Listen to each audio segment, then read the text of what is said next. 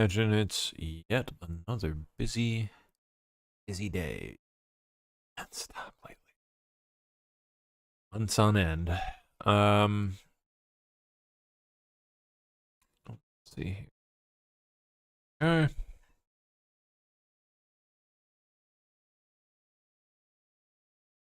Okay. We are good to go. There we are. Let's look what I've got. It might be very little. Yep, boring. This. Oh, nice. Good song.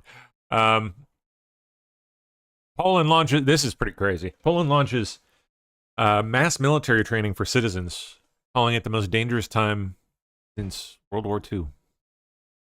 In the new program Ready, the government plans to train around 400,000 people over the next year. Defense Minister Vladislav Kosiniak-Kamysz announced. We are living in the most dangerous times since World War II. There's a war raging beyond our border, acts of sabotage in the Baltic Sea, and battles in cyberspace. Yep.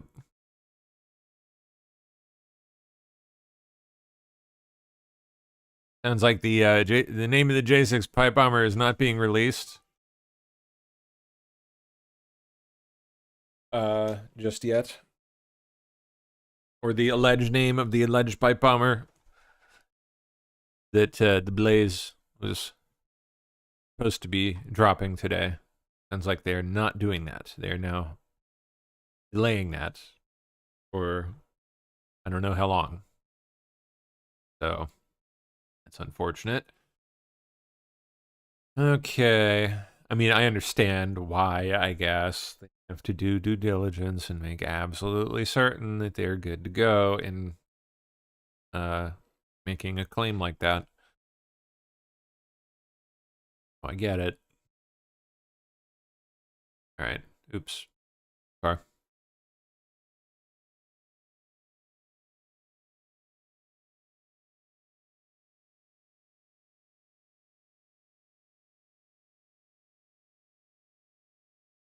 Too far. There we are. Nancy Pelosi is out. That's right. Announces she will not seek re-election. Yeah, you as well. Here we go now to Washington. The former House Speaker, leading congressional Democrat Nancy Pelosi, has announced in a video a moment ago that she will not seek re-election. She has represented San Francisco for nearly 40 years. She's 85 years old. The history she has in Washington speaks for itself. She has been a long-range player. You know what else speaks for itself? That investment account. In the Democratic Party. And yeah, you as well. Here we go now to Washington. The former House. I mean, where else do you think she got the money to do this ridiculous video? Dear San Francisco. The freaking film. We are fortunate to live in the most beautiful, remarkable place on earth. But the true magic of San Francisco, the San Franciscans. There's a reason why our city has always been synonymous with the future. Here we don't fear the future, we forge it. From the gold rush to the miracles of science and technology, our city has always been the cradle of innovation, buzzing with optimism and creativity. We are a vibrant and diverse city, home to hardworking families, diligent students, and heroic veterans, and the dreams of entrepreneurs and immigrants. From Chinatown to Japantown, from the Mission to the Fillmore, from Hunters Point to the Castro, North Beach to the Sunset. We are also resilient, experiencing more than our fair share of challenges. When the Loma Prieta earthquake struck, we brought in federal support that ensured we would not just recover, but reimagine the South of Market neighborhood. Oh, and get very, very rich in the process, I'm sure. Of course, HIV/AIDS tested our city to its core. But out of our agony came action. Under the leadership of UCSF and San Francisco General, we pioneered comprehensive community-based care, prevention, and research. And got very, very rich in the process, I'm sure. That very system served as a model as we wrote the Ryan White Care Act, which still ensures access to life-saving medical care nationwide. Fittingly, our city is home to the National AIDS Memorial Grove, a place of renewal where we remember the loved ones we lost. For decades, I've cherished the privilege of representing our magnificent city in the United States Congress. It seems prophetic now that the slogan of my very first campaign in 1987 was, "A voice that will be heard." And it was you who made those words come true. It was the faith that you had placed in me and the latitude that you have given me that enabled me to shatter the marble ceiling and be the first woman speaker of the House, whose voice would certainly be heard.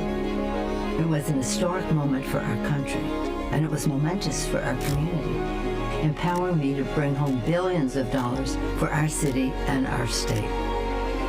With these resources, we have powered enormous progress for healthcare, from the fight against HIV/AIDS to the Affordable Care Act. For transportation, extending BART, electrifying Caltrain, creating the 3rd Street Light Rail and the Central Subway, and strengthening our iconic Golden Gate Bridge, all creating good-paying jobs. For housing, enabling nonprofits to build affordable, low-income, community-based housing with the low-income housing tax credit.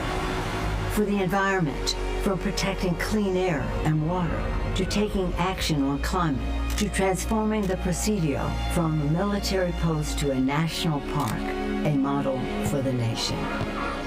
Of course, credit for this work also goes to our brothers and sisters in labor, and it was also made possible by the entrepreneurial spirit of our private and nonprofit sectors. We can be proud of what we have accomplished, but there's always much more work to be done. Of course, San Francisco's impact is not confined to our city limits. The Affordable Care Act, Wall Street reform, human rights abroad, and so many other priorities all sprang from the vision, values, and voices of San Franciscans. Because of your trust, I was able to represent our city and our country around the world with patriotism and pride.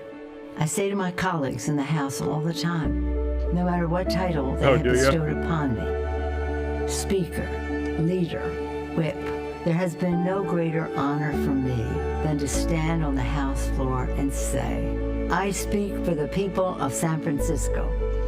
I have truly loved serving as your voice in Congress, and I've always honored the song of St. Francis, Lord, make me an instrument of thy peace, the anthem of our city. That is why I want you, my fellow San Franciscans, to be the first to know. I will not be seeking re-election to Congress. With a grateful heart, I look forward to my final year of service as your proud representative. As we go forward, my message to the city I love is this. San Francisco, know your power. We have made history. We have made progress. We have always led the way. And now we must continue to do so by remaining full participants in our democracy and fighting for the American ideals we hold dear. In doing so, we ensure that our city shines on as a beacon of hope, justice, and peace for the country and for generations to come. After all, San Francisco is the greatest city on earth with the most extraordinary people on earth, and a place that I will always believe is heaven on earth. Thank you, San Francisco, for trusting me to be your voice in Congress. May God bless you, and may God bless the United States of America.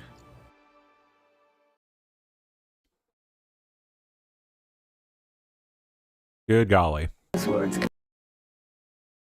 All that just to say I'm not running? I mean, really? Really, Nancy? How much did that cost?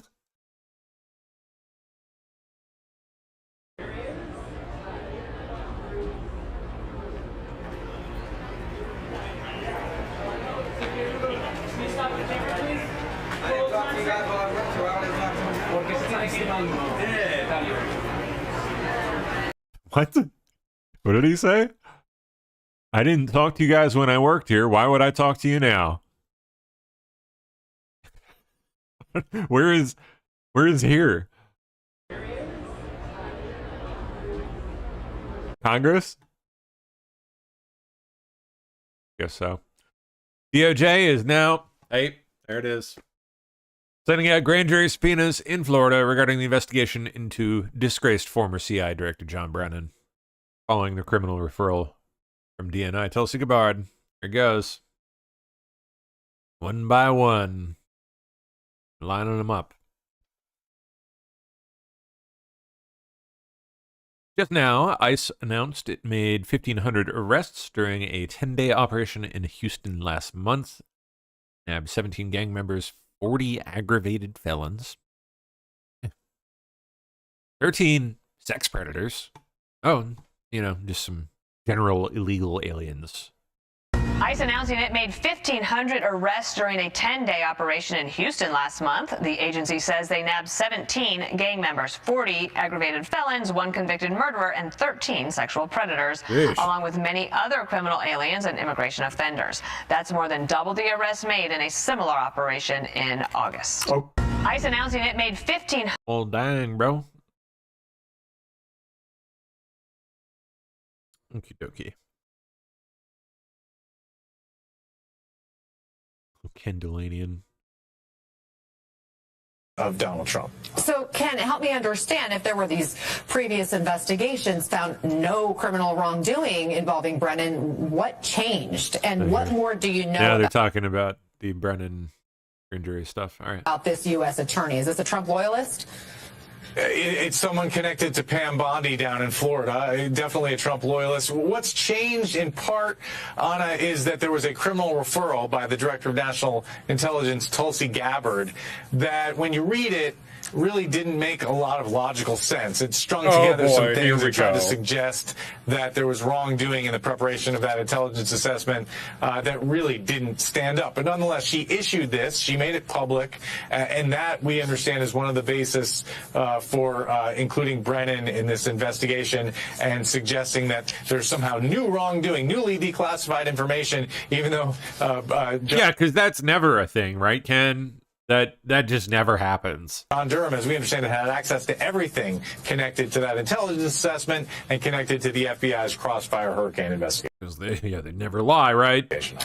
So, Lisa, if they have issued grand jury subpoenas, does this indicate they are, in fact, planning to try to seek an indictment? Not necessarily, not yet. However, Mike Davis, who is the person that Ken was just referring to, has gone on social media and sort of loudly advertised that in the Southern District of Florida, where Jason Canones is the U.S. attorney, they are expected to convene a grand jury in late January.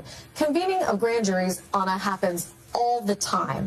And the fact that it is known, in part, may have to do with the fact that just logistically, a clerk's office has to actually find grand jurors through the normal jury selection process. But why it is that Mike Davis is assigning a lot of importance to that January 26th grand jury in Fort Pierce, Florida, leaves people like me and Ken scratching our heads. What do people who are... Well, what does that mean? What, idiots? People like you and Ken, idiots? Are in the Mogosphere know morons that we don't know. It could be that as part of these grand jury subpoenas and as the investigation continues, they are anticipating being able to present to a grand jury sometime either in late January or in the weeks and months thereafter. So do you have a sense of the potential charges that could be in play? I don't. And yeah. Okie dokie. Next up. Well, more on all this Brennan business. Cute. Wonder if Trump's commented on it today. I don't see anything there. All right, let's go through this. I've missed this too, so. Trump announces this morning that pharmaceutical companies Eli Lilly and Novo Nordisk have agreed to offer their most popular GLP-1 drugs at drastic discounts their what do you call it? Ozempic. This is very exciting because again we're bringing drug prices down to levels that we never thought was possible. Tremendous cuts, 200%, 300%, 500%, 700%, a little bit more than that. So today I'm thrilled to announce that the two world's largest pharmaceutical manufacturers, Eli Lilly and Novo Nordisk, have agreed to offer their most popular GLP-1 weight loss drug, I call it the fat drug, at drastic discounts. And this is very exciting because again we're bringing. Huh.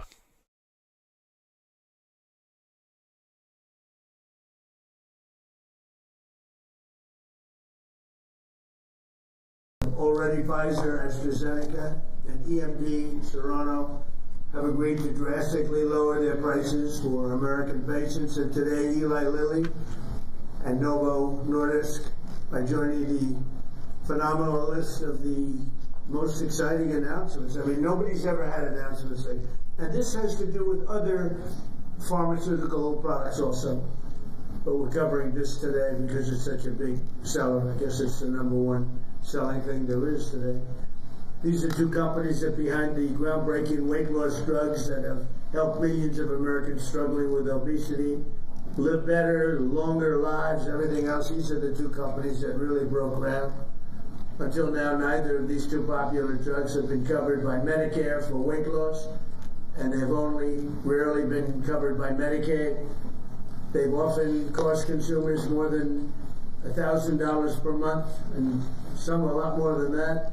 Americans have been spending as much as 520% more for Zepbound and 1,400% more for Wegovy than patients in Europe. Think of that. 1,400% more than a patient in Europe for the exact same box. It is nuts. Already Pfizer starting today. The other countries are not happy with us.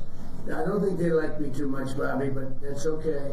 Eli Lilly and Novo. Flash cost from about $13.50 a month for Wegovy to about $2.50 a month, and then the cost of Zepbound, whatever that is, from $10.80 a month to $3.46 a month. Nothing. That's pretty significant. Eli Lilly spent $27 billion. Novo is spending $10 billion in the United States, so they're building new plants and equipment.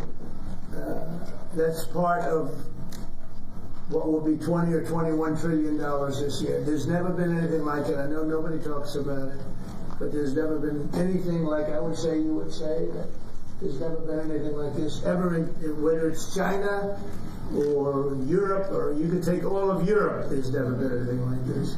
Eli Lilly spent $27 billion. Novo. Okay, Kennedy here.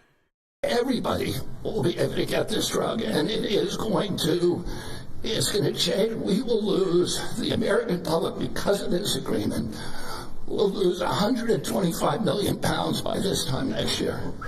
Well, it is going to have dramatic effects on human health in this country. Everybody will be able to get. Hopefully for the better.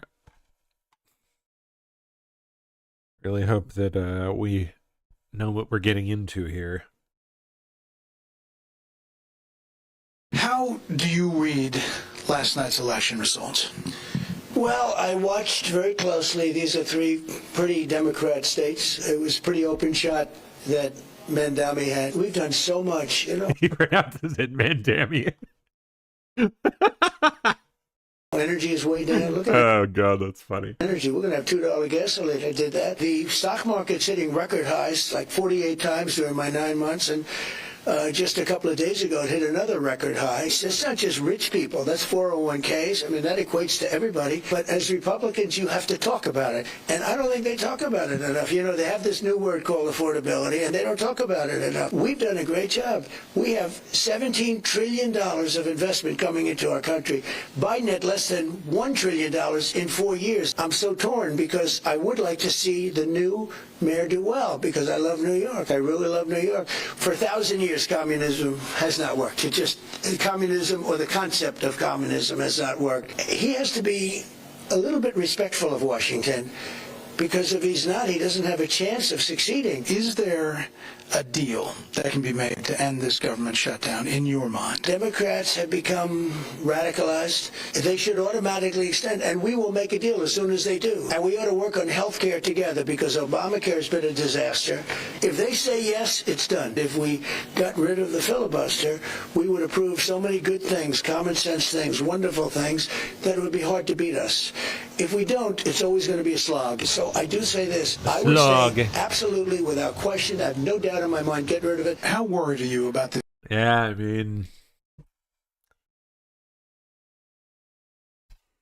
it's kind of where we're at, I guess, you know. They'll do it. Mr. President, thanks for the time. Thank you very much. Yeah. Oh, that's the whole thing. All right, we'll skip that. House Democrats have called on Andrew Mountbatten Windsor, formerly known as Prince Andrew, to appear before Congress regarding his connections to Jeffrey Epstein. Oh, House Democrats, huh?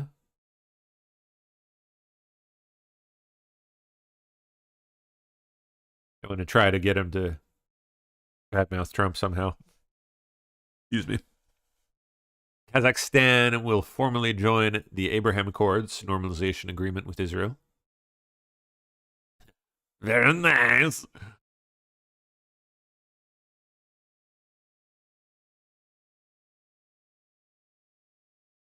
This is Detroit, Michigan's new mayor.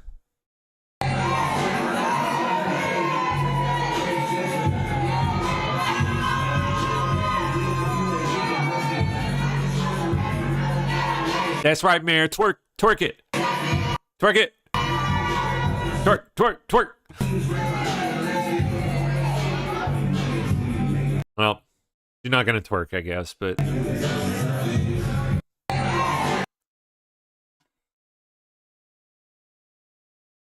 that is just embarrassing.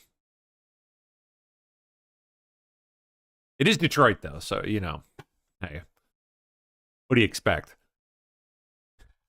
It would be somewhat catastrophic for the country, Trump says, if the Supreme Court strikes down tariffs. Yeah. This is the best one, and we can do other things, but they're slow by comparison. And, you know, so like as an example, with the 100%, I was able to do it instantaneously when we were threatened by the rare earths, as you know, the magnets. And I did it instantaneously. It was a matter of seconds. And it was a matter of seconds that I got a phone call, let's work this out. We would have had not nearly the defense that we had. It would be a shame. It would be somewhat catastrophic for our country, I have to be honest with you. I don't want to get too much involved, but what we've done, you know, we're taking in hundreds of trillions of dollars. If you take a look at the numbers we're at $17 trillion right now. We're going to be at $21 trillion, about $21 trillion by the time I finished my first year. Biden, as an example, the Biden administration was at less than $1 trillion for 4 years. We're going to be at $21 trillion for 1 year. In the history of the world, there's never been a country that's done that. Not China, not the U.S., not anybody. And a lot of that is because of the tariffs and the fact that the president is a competent president that knows how to use them. And I use them for national defense.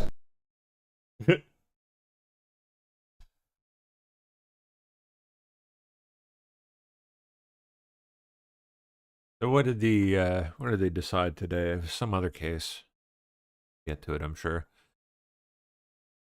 Okay, one more quick one. The ones that don't want us to win are foreign countries that we are able now to do very well with. Those are the ones that fight it. Those are maybe people that hate our country.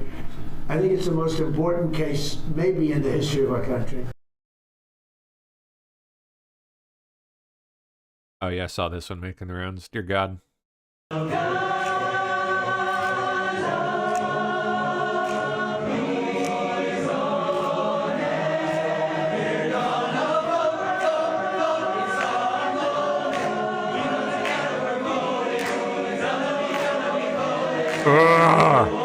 No! No! No! No!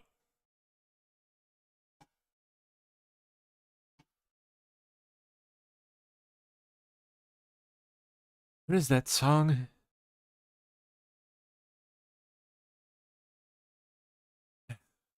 And where that thing's from, that freaking song. Obnoxious. Hear it everywhere. Everywhere. Especially from these people. Well, how are we going to pay for it? How are we going to pay for it? Tax money. With tax dollars. Okay, where do the tax dollars come from? Tax dollars are coming from all of the billionaires and wealthy people. Well, they already pay, the top 1% already pays 50% of all taxes. Yeah. Can you IRS data reflects that the top 1% already pays 50% of all taxes. But I ask you, so if you tax the rich to oblivion, Yes. what happens when the rich leave the city? Who's to tax then? They won't leave the city. Why not? They've already done it in California. Because in New York State, we have Wall Street. They're not leaving. And so what You if think they can't leave? Then who are you going to tax when they leave? we're just going to continue taxing people that you're Oh, the middle class, right? Yes, actually, the middle class. Okay, so you explained it. So we're going to tax the shit out of the middle class when the rich people leave after you tax the shit out of them. I think we should tax the shit out of everybody. Yes, I think that the middle class should be taxed 50% like it does in Sweden. Well, how are we going to... Come right out and say it, why don't you? Here's a supporter of Zoran Mamdani right there. Spending plans to surge taxes on the middle class. Well, we'll see. We'll see. I mean, the money's going to have to come from somewhere, so. UK man arrested over suspected Hamas attack plot. Hey? Tell me more. Police seized weapons and arrested a British man, a British man, suspected of links to alleged Hamas members in Germany who are accused of plotting attacks on Jewish targets. What is this British man's name? Can you tell me? Can you tell me what is the British man's name? Oh, you don't list the British man's name, huh?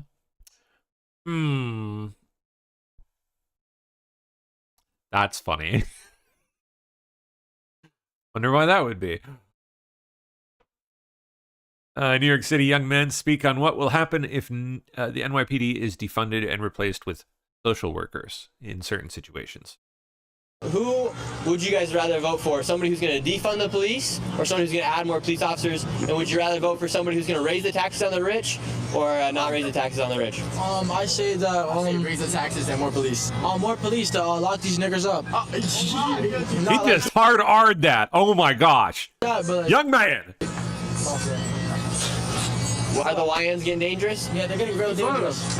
I was on the L train the other day, and they was just flashing guns, and I was like, they must put a stop to this. Wait, New York's a gun-free zone now. People have guns in New York?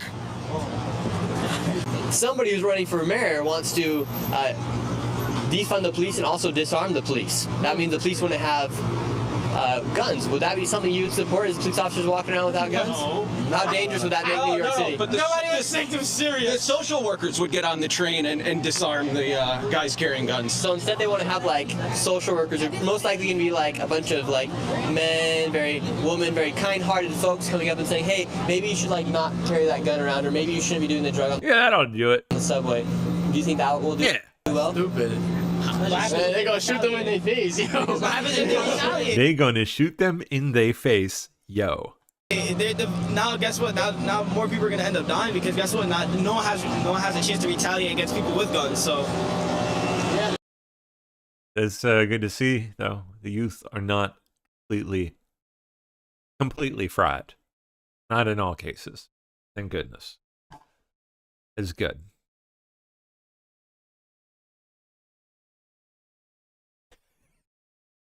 Is an interesting one. All right, key rolling. Federal Appeals Court directed a lower court to reconsider a decision to keep President Donald Trump's ongoing case to erase his hush money conviction in state court. Reconsider it, huh? I don't know how much good that's going to do.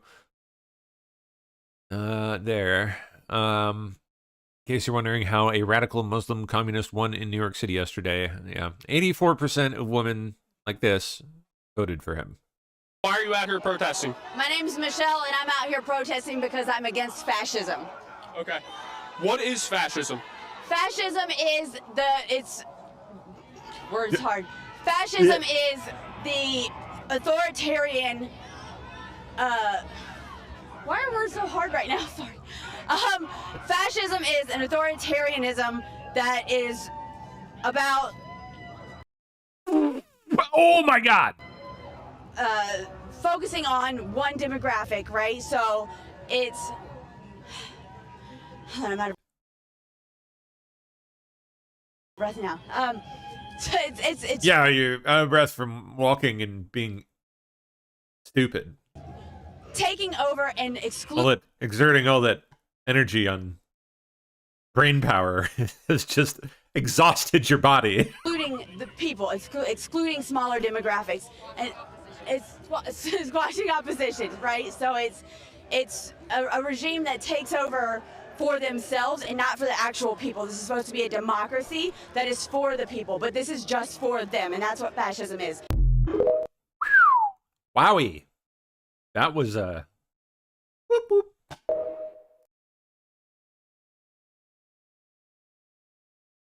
Virginia jury found that an assistant principal acted with gross negligence when a student shot his first grade teacher.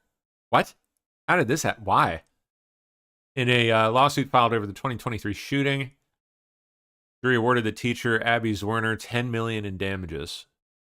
What did the... Oh, I think I vaguely remember this one. Yeah.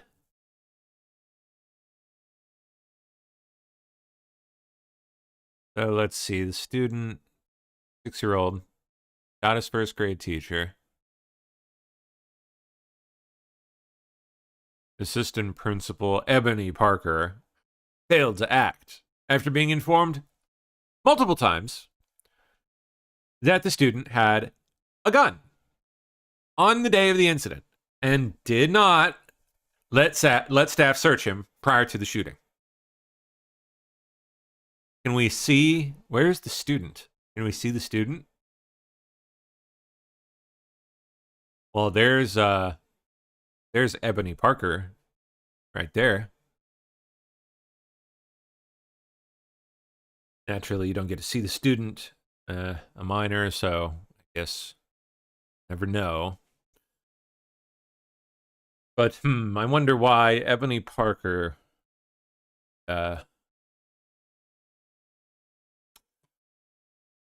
pretend there was nothing wrong with said student and just ignore warnings that said student had a gun.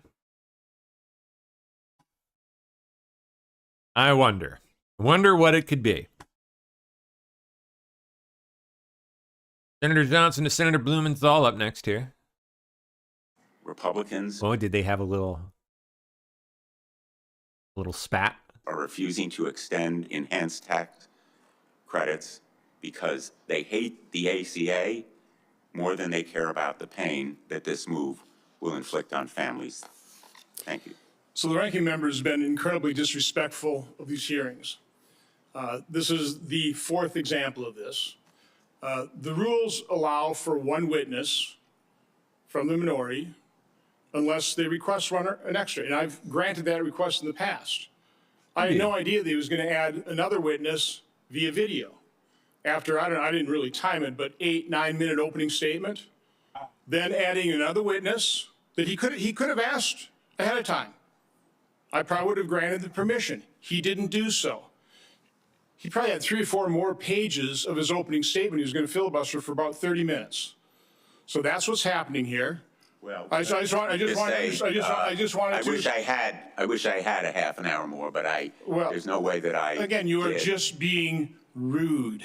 As you've been rude as ranking member since I took over the chair. It's unfortunate, but I'd appreciate if you'd stop being rude, follow the norms of this committee, and if you want an extra witness, request it beforehand. And please keep your opening statements to a reasonable length of time. I certainly extend that courtesy by keeping my comments reasonably short. I would like if the ranking member would do the same thing.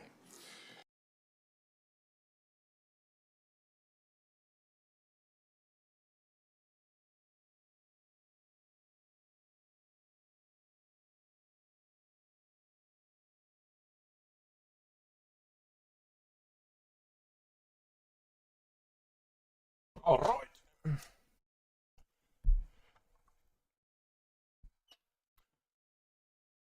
Man, oh yeah. Remember that guy who chucked a sandwich at a federal agent in D.C.? Yeah, they found him not guilty. There is proof in the pudding right there that you will never get a fair trial in D.C. But the people like him get something else entirely. Oh my God. Ridiculous. They found grandmas who stayed inside the velvet ropes guilty of felonies. But this guy, nothing.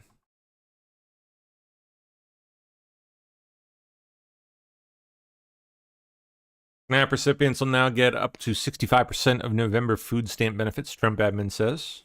Up to.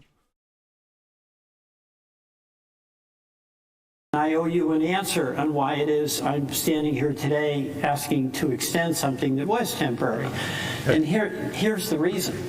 We did fail to bring down the cost of health care. I owe you an answer on why it is I'm standing here today asking to... At least he admits it. Not.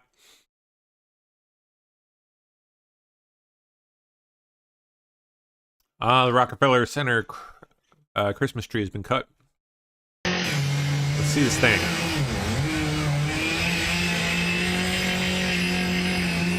Big boy.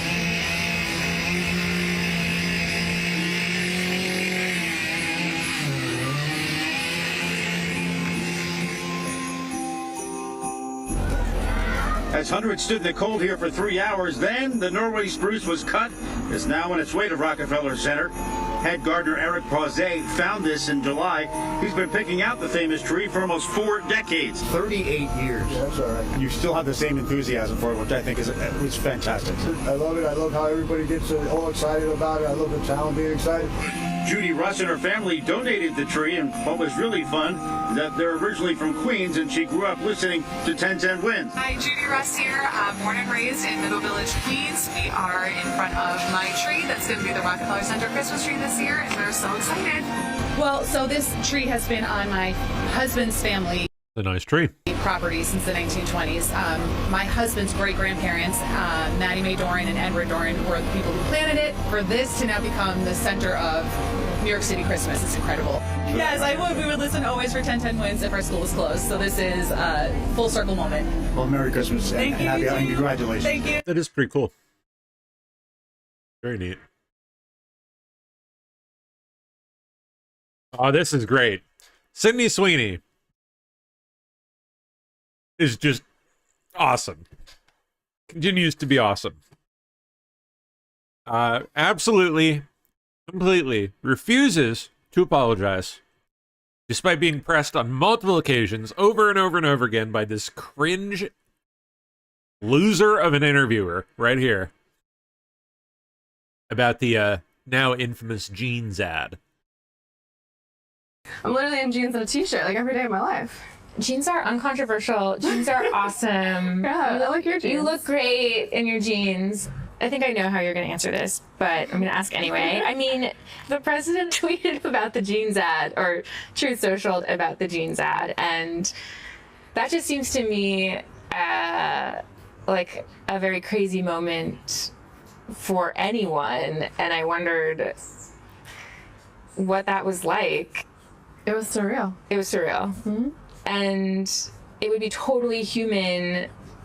I would probably feel like thankful that somebody had my back in public, you know, and conveniently some very powerful people had my back in public. And I wondered if you felt that way. Trying to catch her. I don't think that Smart girl. Consider that it's carefully. not that feeling I didn't have that feeling, but I wasn't thinking of it like that, or like of any of it. I kind of just put my phone away. I was filming every day. I'm filming Euphoria, so I'm working like hard, 16-hour days, and I don't really bring my phone on set, so I work and then I go home and I go to sleep. So I didn't really see a lot of it. You've made a really good case for keeping your thoughts and your life Nicely dodged, Sydney. Well done. separate from that work. But the risk is that, you know, there's a chance that somebody will get some idea Listen to this bull crap. about what Listen you to this. think about certain issues and feel like, I don't want to see Christy because of that. Like, do you worry about that? No. No. The criticism of the content, which was basically that maybe specifically in this political climate, like, white people shouldn't joke about genetic superiority. Like, that was kind of like the criticism, broadly speaking. And since you are talking about this, I just wanted to give you an opportunity to talk about that specifically. I think that I just wanted to put you on the spot with a totally dick move and just gonna throw that in your lap. when I have an issue that I want to speak about, people will hear.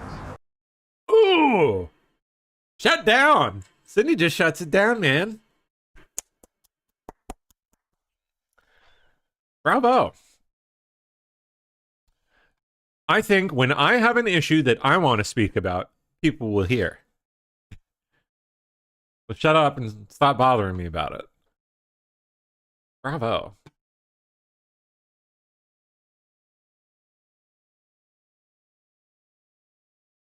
Ah, and then you had this one.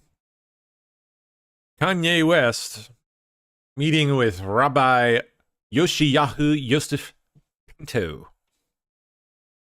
in New York, apologizing for his past comments. I feel really blessed to be able to sit here with you today and just take accountability. I was dealing with some various issues. Bipolar also. Bipolar also. So it would take the ideas I had and having taken them to an extreme where I would forget about the protection of the people around me and myself.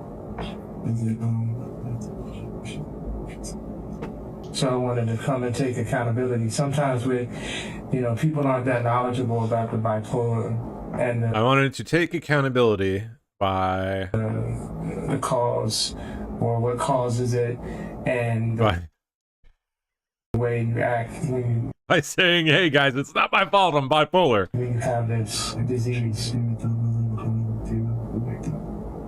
So it's like if you left the house and you left your kid at the house and your kid went and messed up the kitchen and messed up the garage and messed up the living room. Oh, but you didn't, right? It was your kid. It was your kid, the kid that lives inside your head.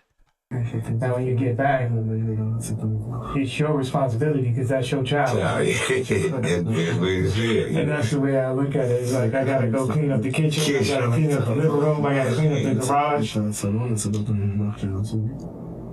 Yeah, and it's a big deal for me as a man to come and take accountability for all the things that I've said, and I really just appreciate you embracing me with open arms and allowing me to make amends. And this is the beginning and the first steps and the first brick by brick to build back the strong walls.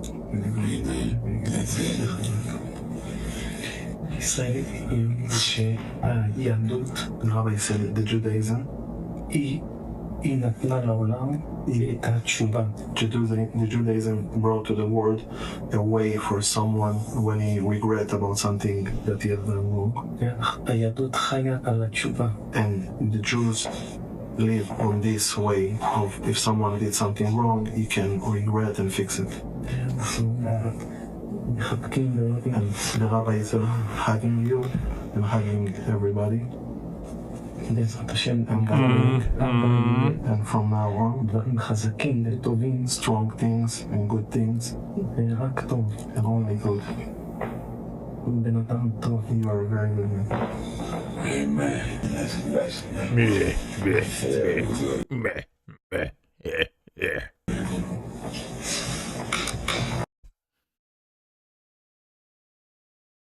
This rabbi is an interesting character, by the way. Moroccan Israeli mystic and billionaire, apparently. Spiritual advisor. Okay, pardon. So that could mean spiritual advisor to billionaires. So he might not be a billionaire himself. It's really kind of unclear. Pinto leads the Shuva Israel Network with branches across Israel, the U.S., and Morocco. He was appointed chief rabbi of Morocco in 2019. Interesting. Born in Israel in 1973, comes from a long line of Sephardic mystics, notably a descendant of the Moroccan rabbinic dynasty of Chaim Pinto, and related on his mother's side to the revered mystic Israel Abu Hatzera, Baba Sali, or something. Over the years, he's become known as, Rabbi to the Rich, advising real estate magnates, politicians, and celebrities while cultivating links to Israel's security and political elite. Convenient, okay. In 2014, he pleaded guilty to attempting to bribe the head of Israel's anti-corruption police unit. Boy, I guess if you're going to do it, you'd may as well just go right to the top, right? Serving a year in prison and paying $1 million, whatever the Israeli money is, fine. Is it shekels? I don't know. New Israeli shekel? Is that what that stands for? After his release, he relocated partly to Morocco, rebuilding his standing through religious and charitable initiatives.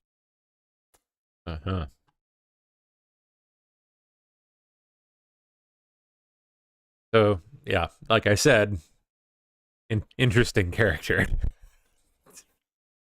I don't know what brought the two of them together, but, well, who knows? What dis? Congresswoman Yasamin Ansari outside Speaker Johnson's office because he is starving families and gutting health care to cover up the Epstein files. Changed my mind.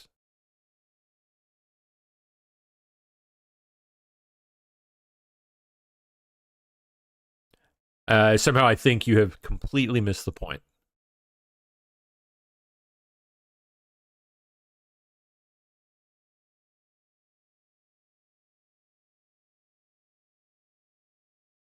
Democrats just blocked the passage of Rick Scott's No Budget, No Pay Act. I'm right today with my bipartisan and common sense No Budget, No Pay Act. It's a simple proposal that says if members of Congress can't complete one of our basic then they don't get paid. Jobs that funding the government, we shouldn't get paid. Pretty nice, pretty simple. This shouldn't even be necessary. We should just do our jobs. But as we sit here over a month into the Democrat shutdown, it's clear we need something to hold Congress accountable. Every year we're tasked with putting together a budget with the expectation that it is on time and fits the needs of the American people. The American people elected us to come together. Look at what we're collecting in revenues and put together and pass 12 appropriation bills that use those dollars effectively. I was governor of Florida. Every year we pass a budget and we balance the budget. And we did it on time. The last time Congress passed all 12 appropriation bills on time was, what's your guess? 3 decades ago. Congress has failed time and time again to do its most basic job. I came to the Senate to fix this. I ran on a plan to make Washington work better for families, which included my No Budget, No Pay Act. And I've been fighting to get this passed since I got here in 2019, and I've been met with resistance from many of my colleagues since I got up here. But unfortunately, Democrats have thrived in the dysfunction and have fought endlessly to keep the status quo. They passed massive spending bills after massive spending bill, which has caused massive inflation in this country. They've raised taxes and expanded government. We now have, Mr. President, how much debt do you think we have now? $38 trillion. We're running $2 trillion a year deficits. Now they're using the same dysfunction to shut down our government. They're prioritizing a liberal wish list of the needs of the American people. And they're more than happy, it seems, to deprive federal workers, TSA, FAA, and law enforcement of their paychecks. While members of Congress still get their own paychecks. Democrats are happy to stop 40 million people from getting their SNAP benefits. I just can't imagine, little kids worried about where their meals are going to come tonight. These Democrats voting to shut down government are still getting paid. We should not get paid if we don't do our job. There's a problem with Washington. Any working American will tell you that if you don't do your job, you don't get paid, except here. Members of Congress consistently fail one of our basic duties of funding the government on time and still get a paycheck, even when others don't. Senate Democrats have now voted against funding the government 14 times in the last 5 weeks. They voted time and time again to continue the longest shutdown in our nation's history and stopping people from getting paid. But they're still getting paid. Democrats shouldn't be shutting down the government and risking others' paychecks without being in the same boat. I ask every one of my colleagues to support passage of my no budget, no pay to tell every member, do your job, fund the government, or do what other people end up doing, forego your taxpayer-funded salary. That'll be the day. These people.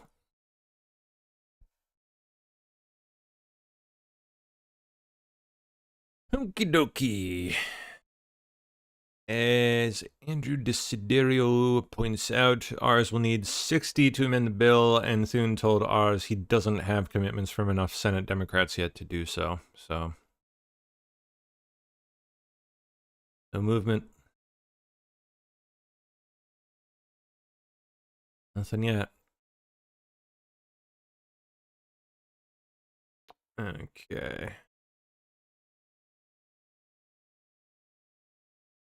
Here. All right. Meanwhile, in Florida, man. Oh yeah, I saw this freaking guy. Pulled his gun out and started shooting because he got into an argument over how many eggs a chicken can lay. It's very heated argument. Okay. Kill me. Sit down. Go sit down. You got hey, listen, don't go near that gun. Don't go near that gun. This is body camera footage of 44-year-old Peter Riera being taken into custody by Port St. Lucie police. Riera is accused of firing 4 rounds from a .45 caliber Glock at 3 people after an argument outside the closed pub. Police say once. Thankfully, he was so drunk, no one got hit, so. Oof. Outside, the conversation became heated. Riera became paranoid and believed the victims were out to get him. The shooter evidently raises chickens, and the conversation was about how many eggs a chicken can lay. They say that's when Riera armed himself with a handgun and started firing. One victim ran out into the roadway trying to get away from the shooter. The other 2 victims hid. We had several phone calls. The shooter himself called 911. We were at the scene as officers gathered evidence later that morning. Police say the victims knew each other and had just met the suspect that night. All had been drinking and none were hit. During the investigation, one of the victims was arrested for resisting an officer without violence and another for battery on a law enforcement officer. Arming yourself with a handgun when you're under the influence is not a good idea. There's never going to be a good outcome with that. Riera faces multiple charges. In Port St. Lucie, Angela Rozier, WPBF 25 News. Insane. Because someone got into it with him over how many eggs a chicken could lay. I would love to know how that went down. I just want to know how that played out.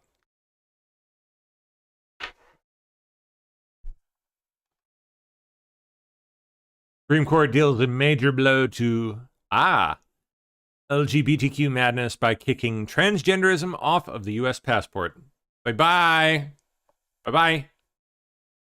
Male or female. One or the other.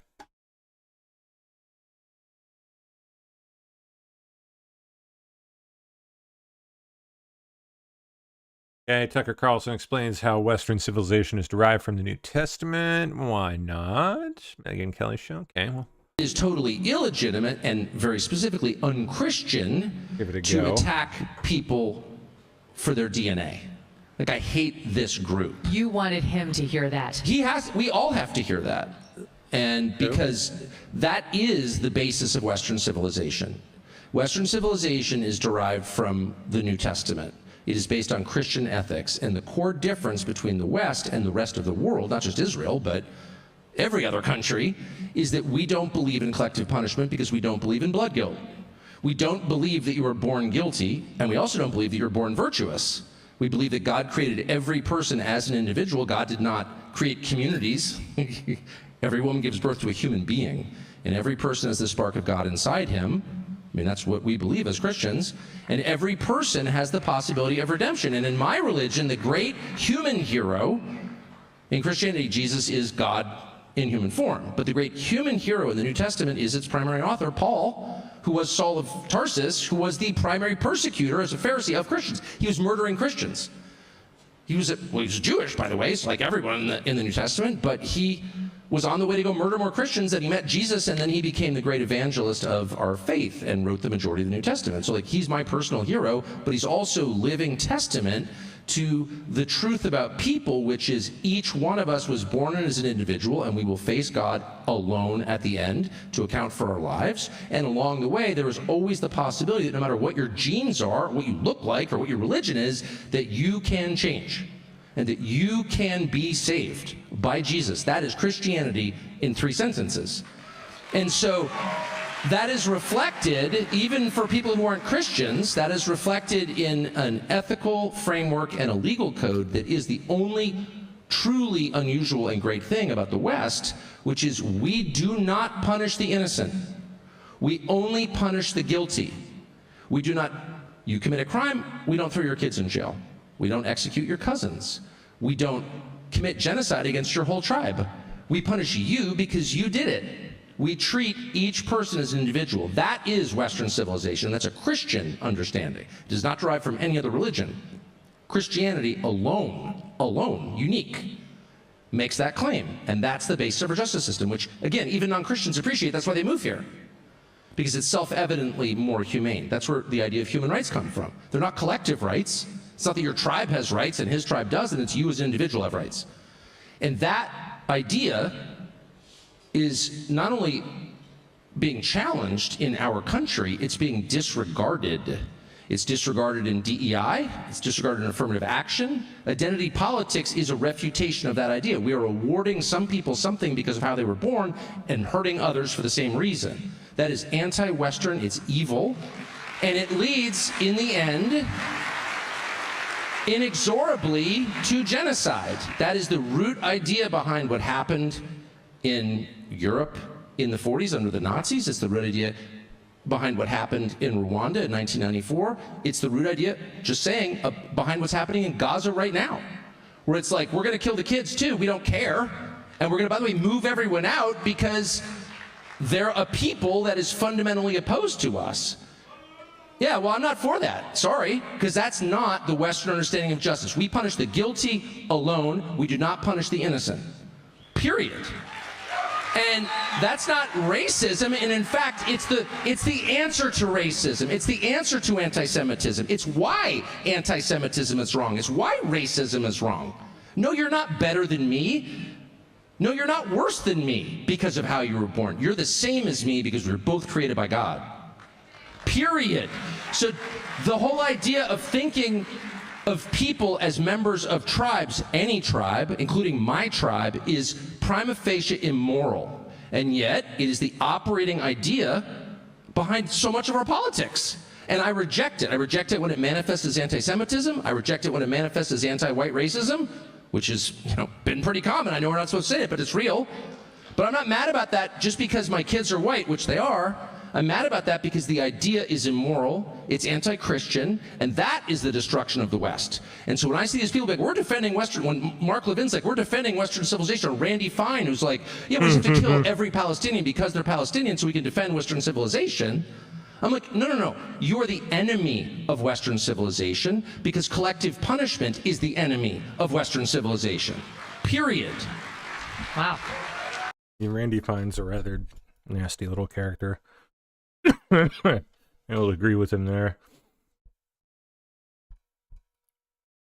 Excuse me. Senate Republicans aiming for a test vote tomorrow on an interim spending bill to end the shutdown, plus 3 individual spending bills, weekend sessions possible. Fox has learned Senate Republicans are trying to engineer a test vote tomorrow, which would include the new interim spending bill, for individual spending bills, funding portions of the federal government through September 30th, 2026, and a promise for a vote on the Democrats' demand for health care subsidies by a date, by a certain date. Details are sketchy. Huh.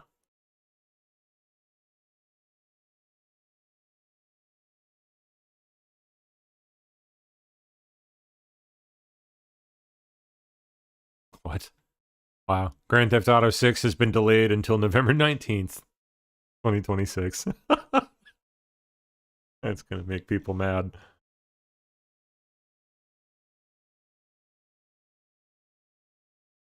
I think the Democrats are still a mess.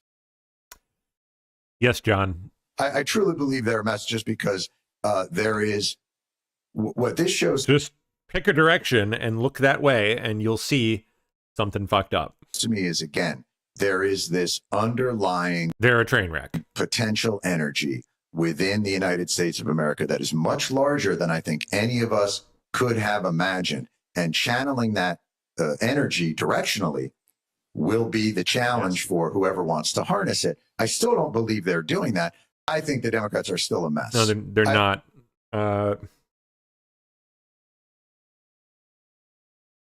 But if they figure it out, we are heading into a very dangerous time.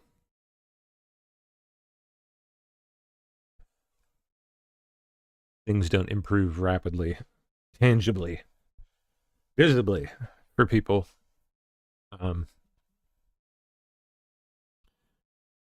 You're gonna see a big upset come midterms, and that is not going to be good. Obviously, Secretary Doug Burgum, what was that? Come back here.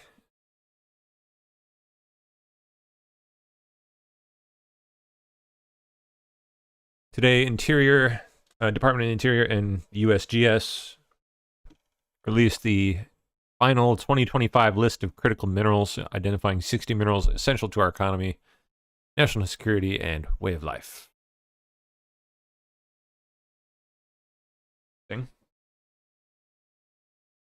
There are stars by some of them for some reason. Rare earth elements. Elements and minerals. Let's see.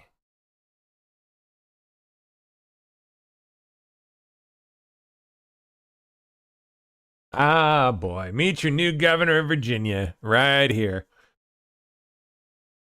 Abigail Spanberger.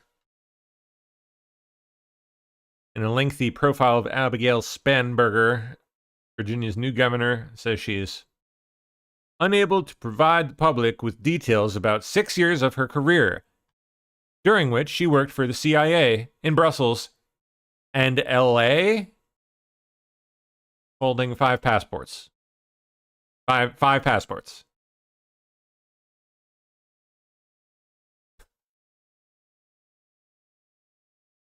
Wow. Each new governor of Virginia, where the military-industrial complex is headquartered, you betcha it is, whose personal secret history in the CIA you are legally barred from knowing anything about. That now runs the state of Virginia. I mean, officially, as though it didn't already, but...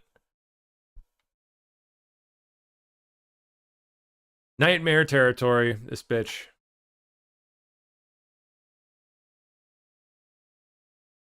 Federal judge orders Trump admin to fully fund SNAP benefits in November. Surprise, surprise.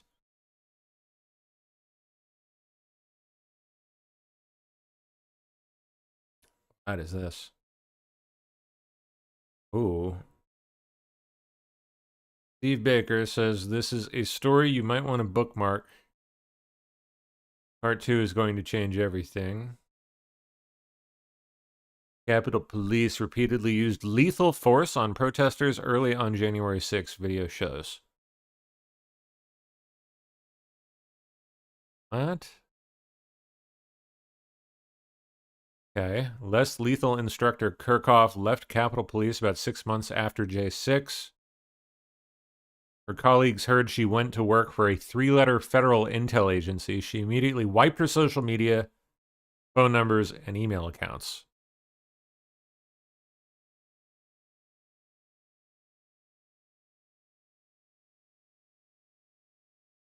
Huh.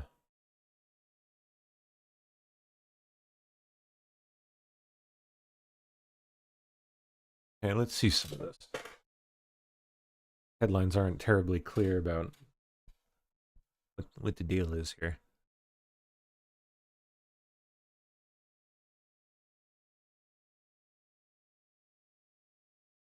Okay, use of powerful kinetic projectiles to strike protesters in the head, face, and neck was criminally negligent, a use of force expert said. Yeah. The span of less than 10 minutes after a huge crowd of protesters filled the U.S. Capitol West Plaza beneath the inauguration stage on January 6, Capitol Police repeatedly used lethal force on the crowd, targeting people in the head, neck, face, and upper body. Actions one use of force expert called criminally negligent. During that brief span, at least 16 people were shot with kinetic impact projectiles, including 9 who took shots to the top of the head, face, and base of the neck, according to a Capitol Police surveillance video obtained by Blaze News. Well, yep. Happened. The rounds are designed to be shot at or below the waist, or skipped off pavement to strike the legs and cause trauma and pain compliance. None of the rounds observable on the surveillance footage struck below the belt, putting all of the observable rounds in dangerous and potentially lethal territory. Yep. Targeting of the crowd and one graphic bloody injury to a protester's face, which became a very famous image. The guy who had the hole through his cheek from one of these projectiles enraged the crowd and appeared to lead to a large escalation of violence toward the police, including the throwing of water bottles and flagpoles and the use of pepper spray and bear repellent. Intentionally provocative. It was really sick. Disgusting. How the riot fuse was lit.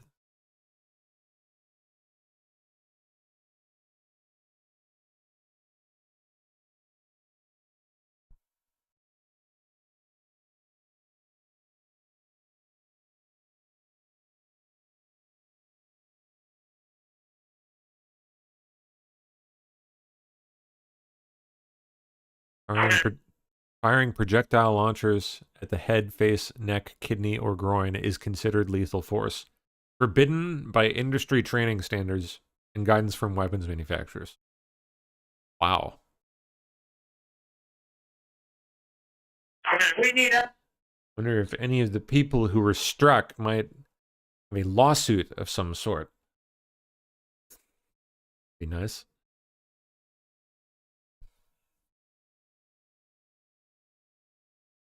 This was definitely going on the other side of the Capitol, too.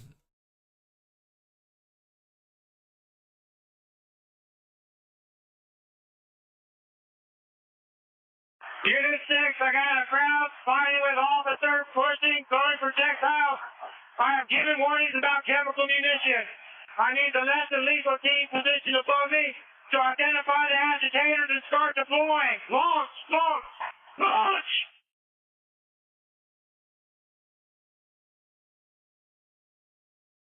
Wow.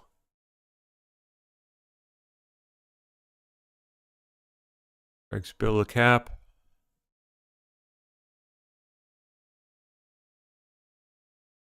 There it goes. Look at that. Punk.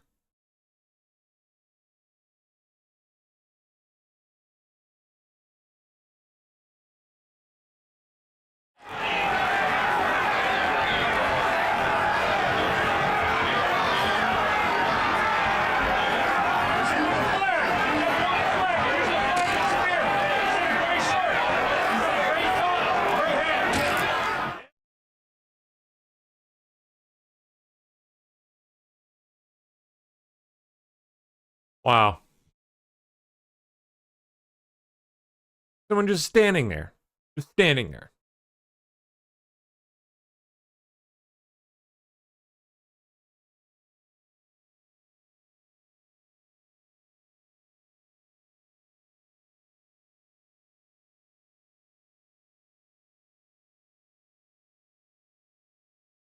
I think this is the guy that had the thing mess up his cheek.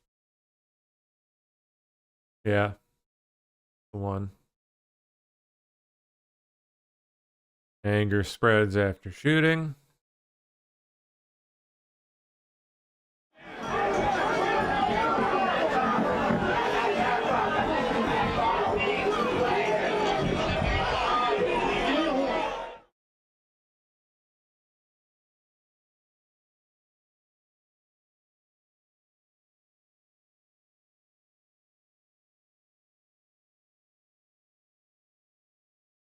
Wow.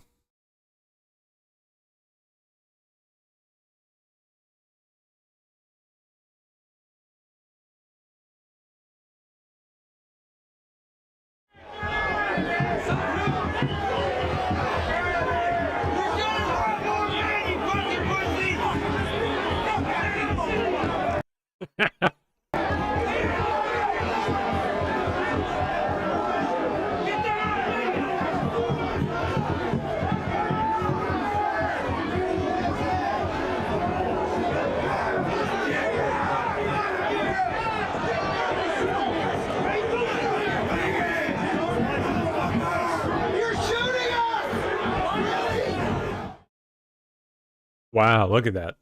Jeez. Joshua Black again, I think.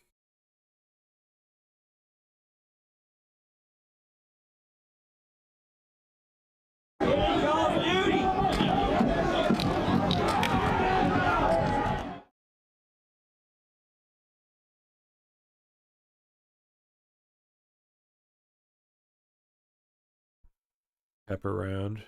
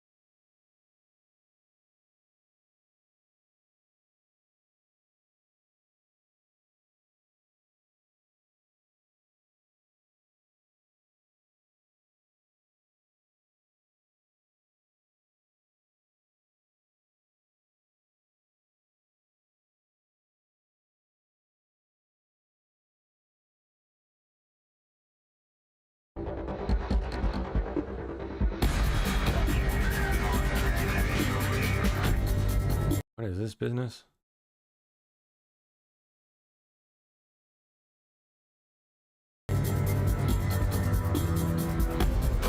Ah.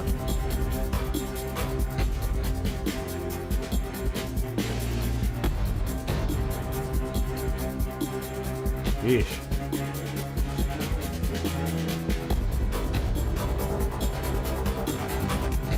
Dang, look at that thing.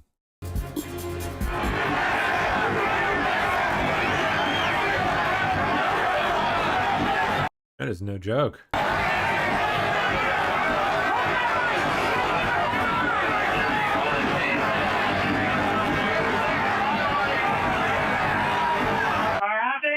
Lethal target, the subject with the baseball hat and the axe handle, and the subject with the gas mask with the American shirt, American flag shirt. 6, I copy. I need more less than lethal teams over here. The indirect firing is not working. They're still not compliant. I've continued to give multiple warnings about chemical munitions being released. They are not dispersing.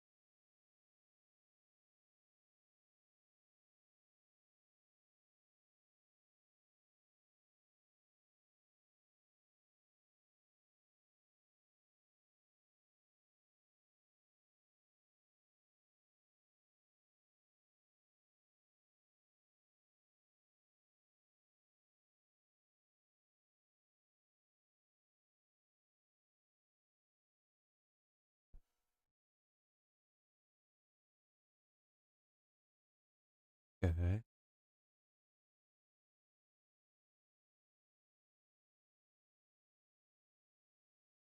Hyperball headshot.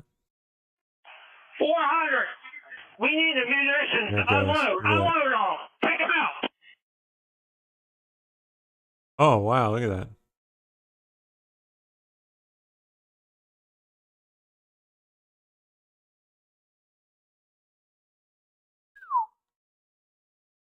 Bonk.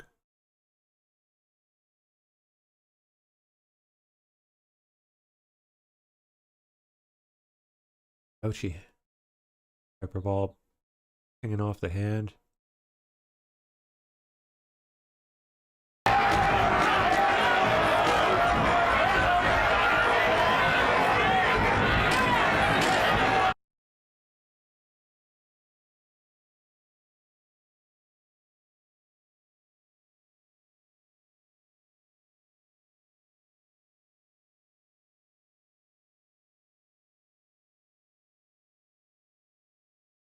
Absolute insanity.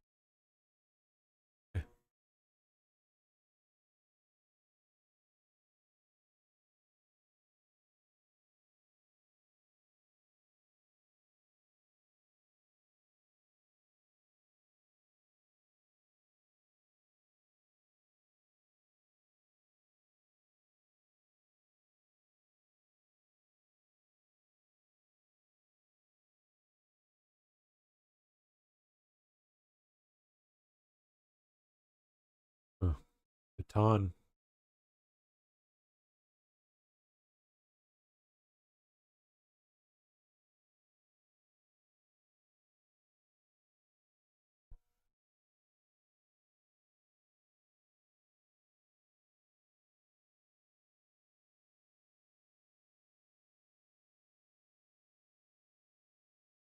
Group on the Northwest Terrace continues to be non-compliant, combative, throwing projectiles, fighting with officers, deploying their own OC spray. We continue to attempt to move them back, and we continue to give them warning as we deploy. Ay, ay, ay. Wow.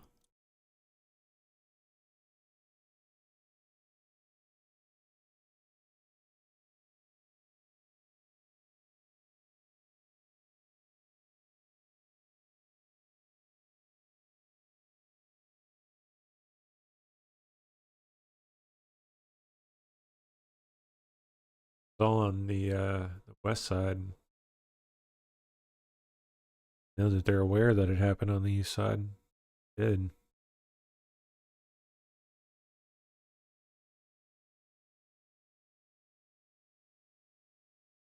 Let me see.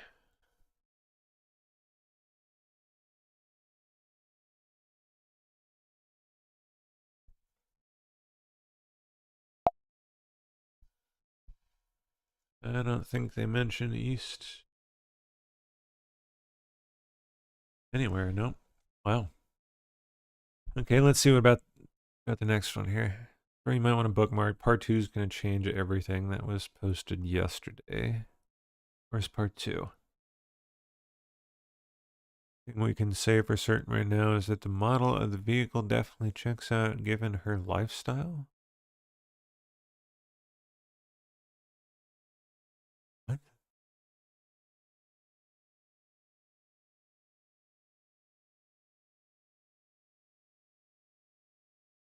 Pipe bomber?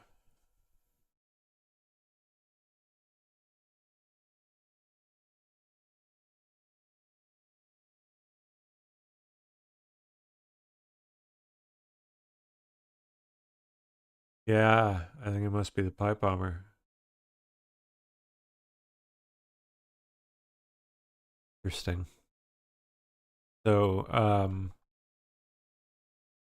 Marco Polo 501c3, run by Garrett Ziegler, who did a ridiculously in-depth investigation into the Hunter Biden laptop. Really, ridiculously thorough report. Go download for free on their website. Fantastic, very well done. He's saying here that it's this lady, Donnie Ray Kirchhoff. I don't know. Drives a 2022 Subaru Outback Wilderness.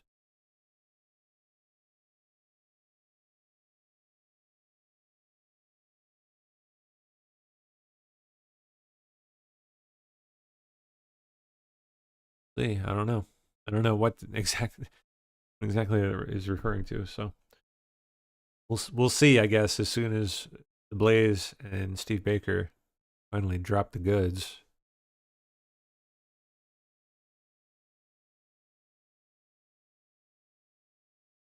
Okay, here from an hour ago. Update on the J6 pipe bomber report. After an abundance of counsel from trusted parties within and outside the government, we've hit the pause button so those interested parties can have some more time to look at the J6 pipe bomber evidence. There are things they need to do internally. Astounding if they were not aware themselves. Like, wow. This is a real story. When it breaks, it's going to be a huge story. There are a lot of moving parts, but we need to give them time to do what they need to do, and I know everyone's waiting. Believe me, tensions are running high. There have been a lot of sleepless nights the last 2 weeks, but this is a game changer, and we don't want to do anything to jeopardize that right now. I was up at 3:30 a.m. preparing the video clips for the release on this morning's Glenn Beck program. Contrary to what so many ex-complainers will say, this wasn't a hype stunt for views and clicks. And no, the government didn't silence us. Glenn and I both were pretty amped up to put it all out this morning, and we were both very disappointed when the decision to postpone was made. The government's investigation into the J6 pipe bombs was going nowhere just 2 weeks ago. Today, I can tell you that has all changed. A bunch of people got pretty spun up yesterday. Hang tight, it's all coming. Is the person a known figure or someone no one has really heard of before? Someone who is not known, apparently. Steve responds here. See if he's given any other interesting details and replies.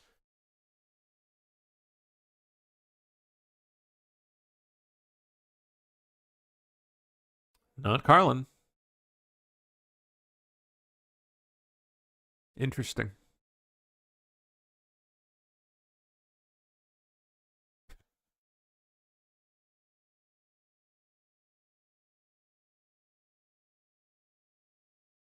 Okay.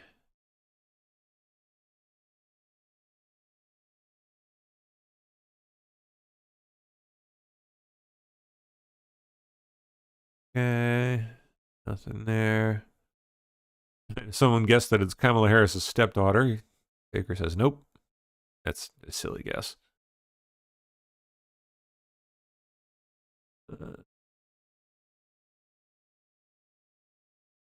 All right, well, that's about it.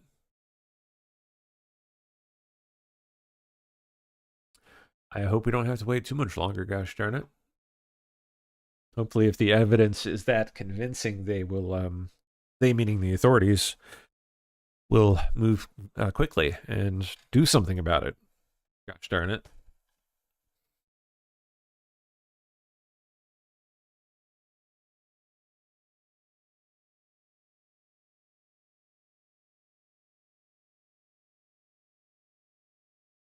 Okay. UPS cargo plane that crashed Tuesday was 34 years old and needed a critical repair on its fuel tank in September. 34 years. I mean, not horrendous, I don't think.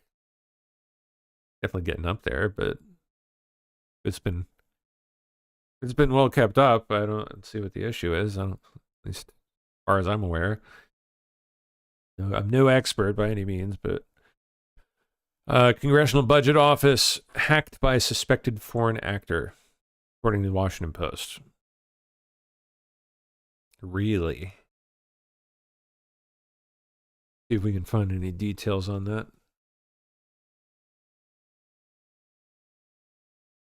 Biohack.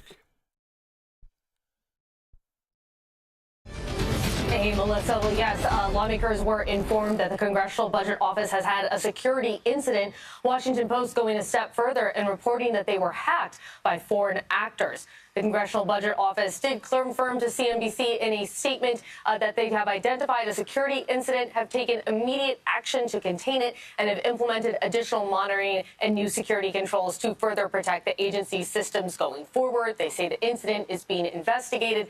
In the meanwhile, lawmakers have been told, and lawmakers and their staffers, to be extra cautious from any sort of communications. Again, Congressional Budget Office, you heard about it a lot when Trump did the mega bill, but they are really sort of the key research arm. They have a lot of data, a lot of financial data, a lot of economic data, and it remains to be seen exactly how far this breach went and what, if any, information might have been compromised. Yeah, I wonder what all whoever they are, after.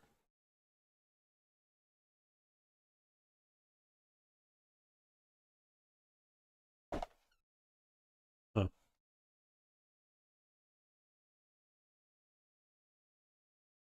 Or nope, that's it. Oh boy.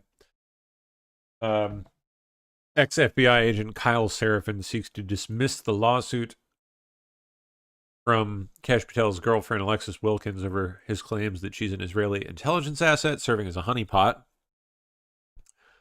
In his motion, Kyle said he was joking when he made those comments.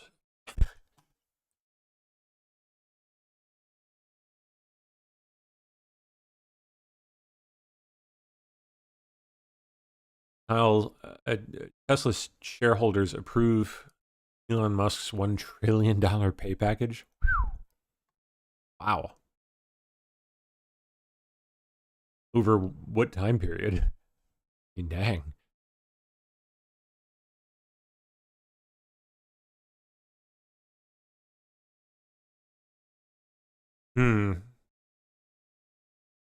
Accounts other than the Blaze or Steve Baker are reporting that federal officials have requested the story be delayed. Definitely, apparently not just coming from Baker. I wonder who else has been saying it.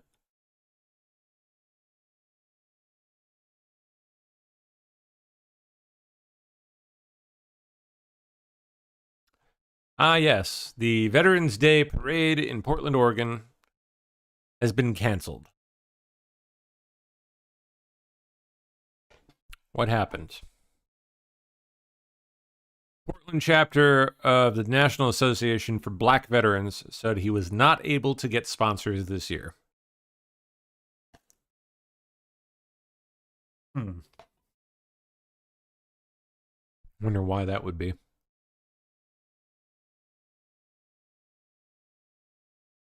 No one in that area wants to be associated with it.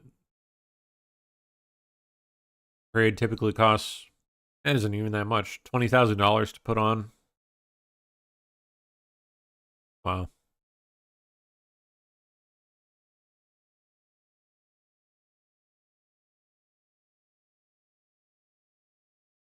All right.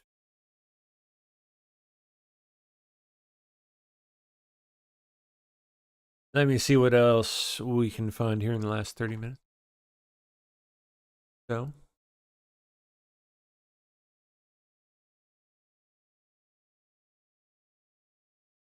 Oh, student speaking to Eric and Lara Trump at TPUSA event in Auburn. Interesting. Mr. Trump and Ms. Trump, I'd like to ask about your father's relationship with Israel. He's taken over $230 million from pro-Israel groups. During the summer against Iran, even though he advised against it, Israel still attacked Iran and the U.S. still bombed on behalf of Israel. Your father's frustrations with Netanyahu have been made clear when he cursed on national TV over the situation. Israel has not been a great ally to the U.S. all the way since 1960 when they bombed the USS Liberty. Israel is a nation where Christians are constantly under attack in both Gaza and the West Bank. We talk about America first and defending Christians, but how can we do this if we align ourselves with a nation that does not do that itself?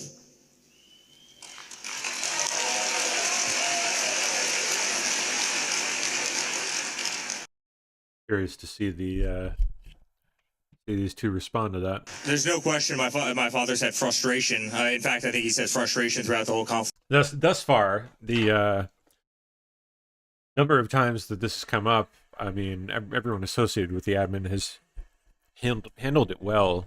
Vance did a great job, so we'll see how these two do. With both sides. At the same time, make no mistake, you have a nation that is chanting death to America every single day on the streets of Tehran. You have a nation that will develop a nuclear weapon, and you have a nation that will use that nuclear weapon against the Western way of life. There's no question about it. You have a nation that will use proxies around the world, whether it's Yemen, whether there's a lot of other ones, to inflict serious harm on this nation, and they don't hide it. They don't hide it. In fact, it's really interesting. About a year ago, maybe a little over a year ago, they put out, the Ayatollah in Iran put out an emoji, a little short video clip of a drone hovering over my father's head as he played golf. This was literally posted on the Ayatollah's I remember that. Twitter page, following my father around a golf course with a crosshair right on top of him, as if they wanted to assassinate him and as if they wanted to hurt him. Guys, Iran wanted to destroy our way of life. They wanted to hurt us. They wanted to inflict real pain. What I can tell you about my father is, in terms of Israel, he wants a peaceful Middle East. He wants peace around the world. He wants to end the killing. He did that with India and Pakistan. He did that, obviously, you saw what he did with Cambodia and Thailand.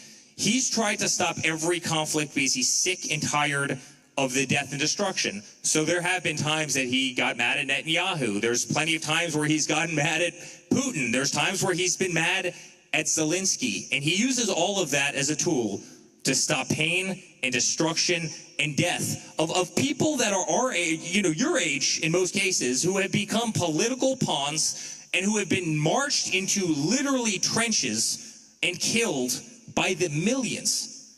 And that's what my father wants to see end right this second, and that's why he's worked so hard for peace around the world. In fact, Donald Trump is the only president in United States history that's never brought America to war, and I hope he keeps following in that crusade.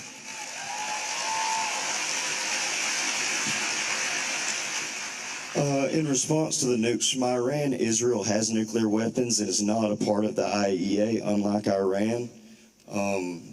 And it's just sad to see, because I've never seen the American president get treated the way he does by the Israeli government. Here's what I'll add. Do we or do we not have phase one of a peace agreement in the Middle East right now?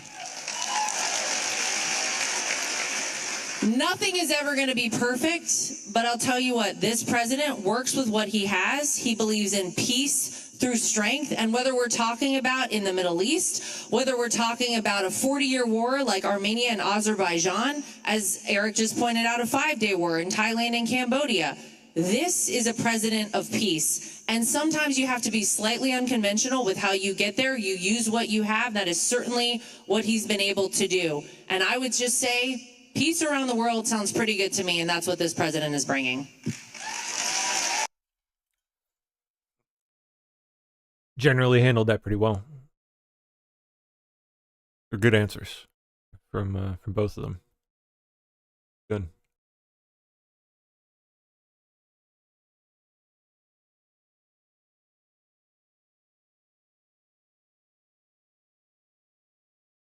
Yeah. What do we got here? Hold on. Coldwater, Kansas mayor charged with election fraud. All investigation reveals he's also not a U.S. citizen. Huh? For years, Democrats said illegal voting doesn't happen. Well, guess what? It just did. Right here in my home state. In Coldwater, Kansas, the mayor himself got charged with election fraud because he's not a U.S. citizen. This man's been registered for years and no one ever noticed. And the only reason we know about this now is President Trump's SAVE program, the same program Democrats fought tooth and nail to shut down. Kansas Attorney General Chris Kobach said it best: every time a non-citizen votes, it cancels out the vote of an American citizen. Your vote, my vote, our voice. Yesterday, I talked about how socialism, hiding behind the Democratic Party, is infiltrating our government and robbing us of our way of life. That was because a socialist won an election in New York, but now it's at our very front door. This is happening because of poor Republican leadership and a Democrat leading the charge here in Kansas. It is time for a change, and if no one else is going to do something about it, I will do something about it as the next governor of Kansas. Join me.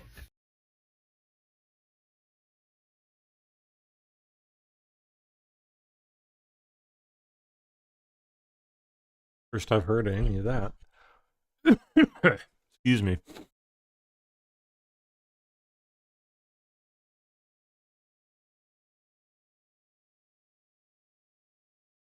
Okay. Ooh. ICE agents in Portland. Taking an illegal alien into custody during a traffic stop. Targeting a neighborhood riddled with foreign gang members. You got him. Thanks for the check. Su pasaporte en su carro? Looks like a friendly taco vendor. I'm sure he's just there to feed his family.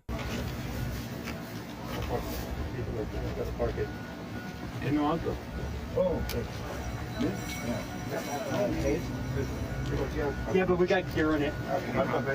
Hey, I'm not seeing a passport. You want to take him? No pasaporte. No pasaporte. Sí, señor.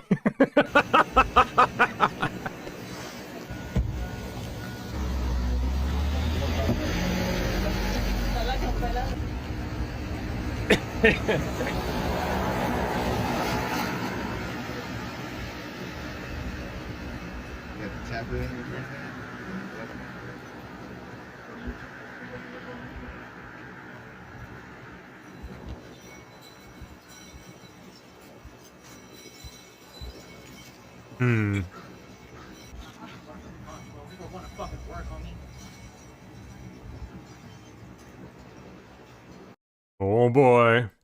Karen's gonna go post it on Reddit later.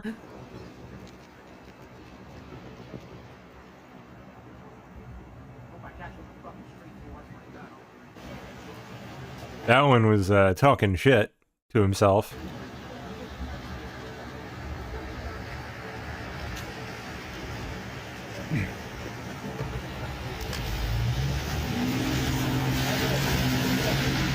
Wow. Passport.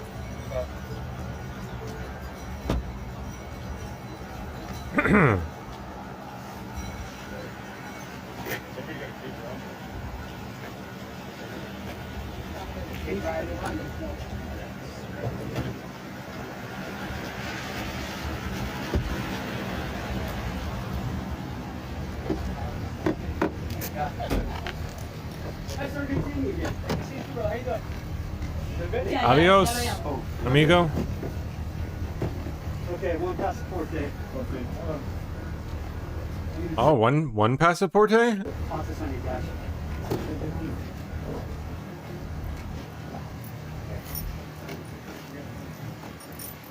Here's keys.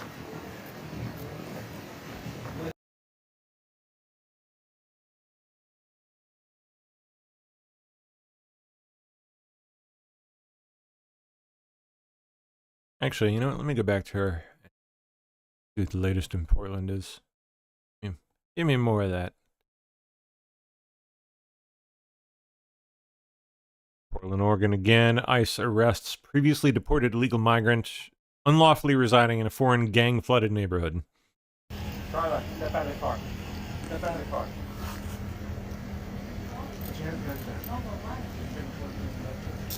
No. This is... No? No? Are you Sí, señorita. Adios. Okay, don't resist. Don't fight, please. Okay? Do not fight. Don't resist. Don't resist, all right? Long will let you go. Okay? Hold on.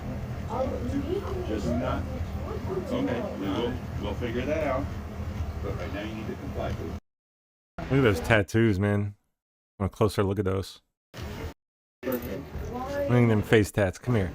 Come here, girl. Give me a close up.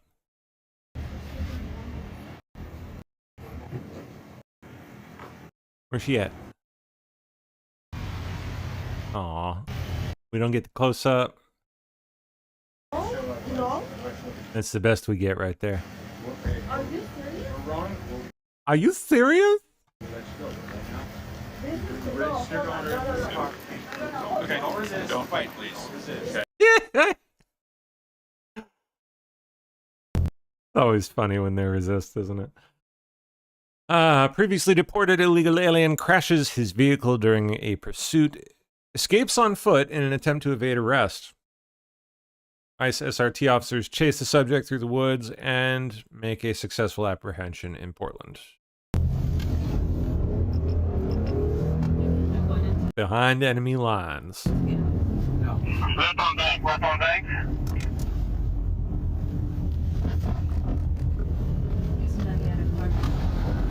Get him. Get him. Go get him. Go. Oh shit! Oh shit! It's on. Go, go, go.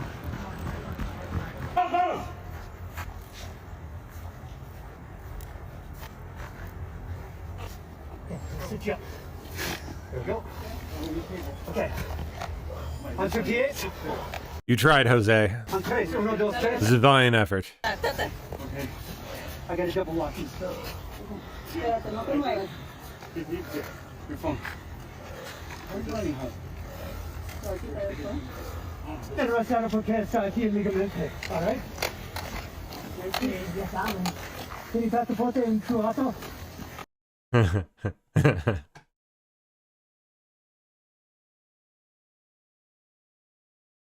right. Good to see them active in Portland. Actually taking him down. Yeah, I am definitely curious about this one too. What does that mean? And so it begins. After the abysmal election night on the 5th.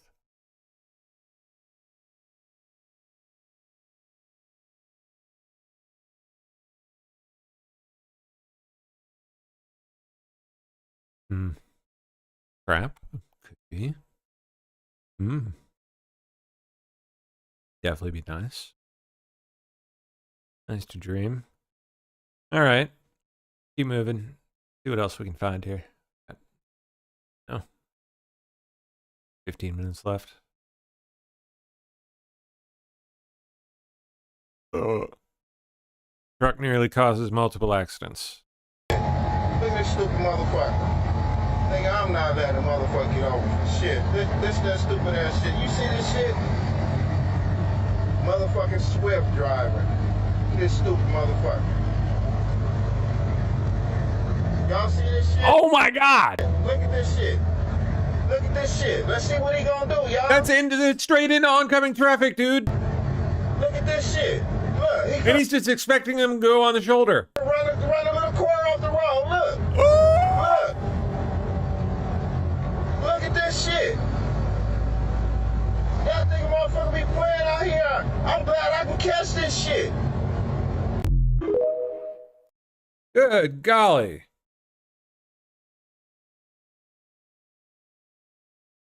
No telling how old that is, obviously, but good gracious.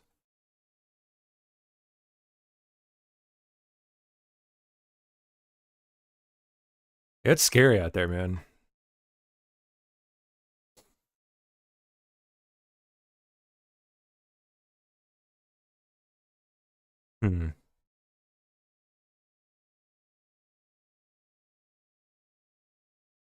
Okay, EBT recipient isn't happy with what she got at the food bank. I'm probably going to catch shit for this, but I just really don't care. My husband just got back from the food bank, and I want to show y'all what they gave us for a family of 8. Mind you, SNAP benefits are being cut. They have been cut. They're not being funded right now. Just keep that in mind. Just keep that in mind.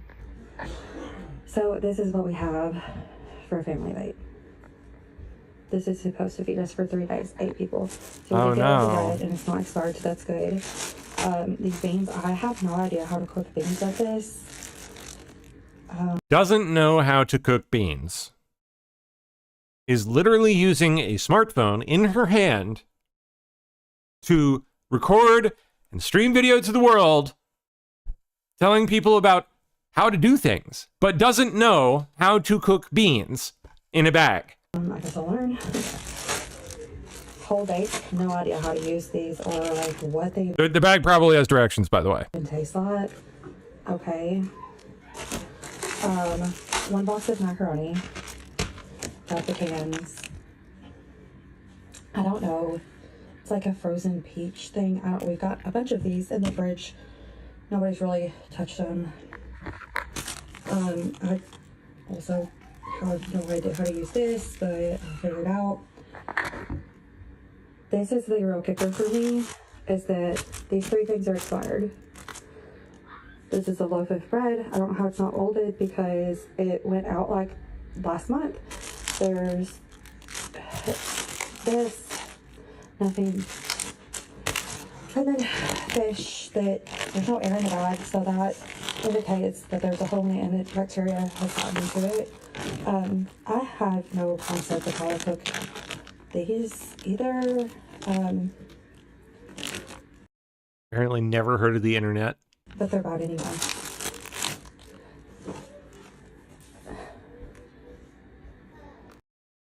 Or, I don't know, thrift stores that have cookbooks. It's for family bait. Supposed to feed us for 3 days.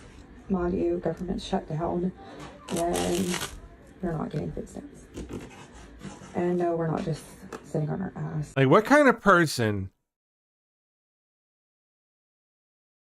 is fully capable of recording videos, editing them, posting them to TikTok, but just doesn't know how to look up a recipe on the internet of any kind, on TikTok even, say? Doing nothing. What have we come to, people? Good God. We're trying. Don't hear what I'm not saying, okay? I'm thankful for the help. I'm thankful that there's something out there. I've said for a long time. Hopeless. There's issues with food banks. They're not providing enough food for the size of families. They're not adjusting for the size of families like they need to. It almost feels like insulting though that there are dessert cakes without any filler. I can't even tell. Is this even real? Like, what is even happening anymore, man?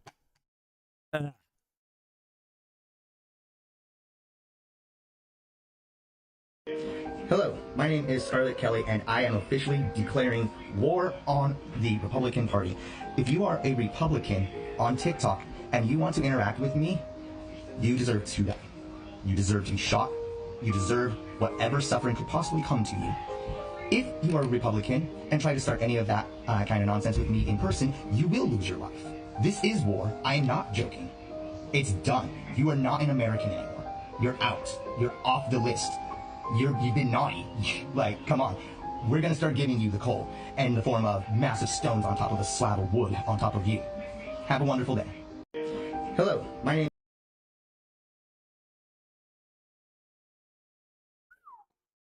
Wow. Okay there, Scarlett.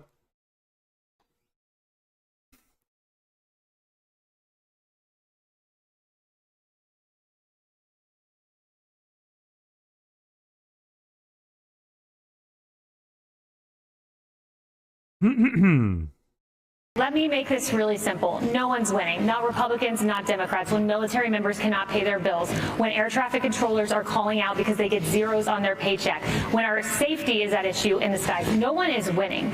We are all losing. And why? Because Democrats, they got a chance to vote to pay the military. Fine, you don't want to open up the government? How about pay the military essential workers? Guess how many Democrats voted to do that? 3. John Fetterman, Raphael Warnock, and John Ossoff. 3 Democrats voted to pay the military. Now John Kennedy says, let's vote to remove our pay until military members get paid. Can't wait to see how many Democrats vote on that. Let me propose a very simple solution here. Filibuster, not in the Constitution. Filibuster, not passed legislatively. Filibuster can be removed for the sole purpose of spending bills. You can just remove the filibuster and open the government. When military members are hurting, when we are not safe in the skies, it is time to nuke the filibuster for spending bills because Democrats are hurting our country. Let me make this really simple. No one's winning. Not I don't know what this event is. Patriot Awards? What is this?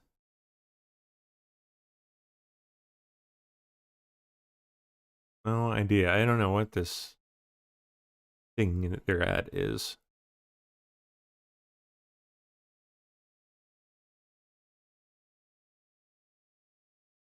Oh boy, woke preacher clips. Oh, these are always interesting. A United Methodist pastor, yeah, they're always a hoot, explains that Zoran Mamdani is perhaps, quote, and I quote, the most Christ-like politician in our current system, and is creating a Christ-like system of government. Again, I quote. This is, funny enough, not the first one of these types I've heard this from. I've seen at least a couple others from similar sects that have basically said the exact same thing. Compared him directly to Christ. Zoran Mamdani might be one of the most Christ-like political figures in our American system right now. And hear me out. I'm Blair. I'm a pastor, a parent, and a professor of theology. And I understand that Zoran is Muslim. That's not the point here. The point here is the way that Zoran describes his own philosophy of the government. In a recent interview with The Daily and the New York Times, he said, what democratic socialism means is a belief that it is government's job to ensure that every person is living a life of dignity. And dignity is not the things that you'd like, it's not the things that you'd want, and it's the things that you need. I'm going to say that one more time. The government's job is to ensure that every person is living a life of dignity. And when I read the scriptures and look at what Jesus does for people in his ministry, it is to ensure them a life of dignity. It's to heal people who've been exiled because of their illness or their disability. It's to feed people when they're hungry. It's to see children as beloved and to belonging to the community instead of as property or possessions. It's to see women the same way. Jesus ensures a life of dignity for all those he meets. Yeah, but it's the dignity follows something else that you are completely leaving out. And so if you want to talk about instituting a Christian government, I would pay attention to what Zoran Mamdani is doing. Because what he is describing is a Christ-like system of government where we are all assured the basic necessities for human dignity. And I think that looks like the kingdom of God. Unbelievable.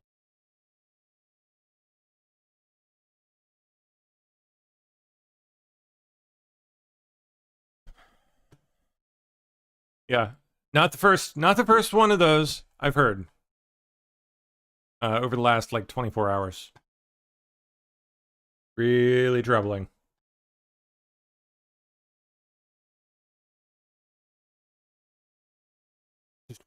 Just plain weird too. You start with that.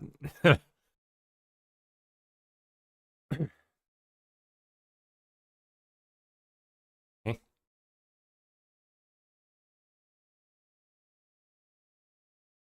Oh, more of these two.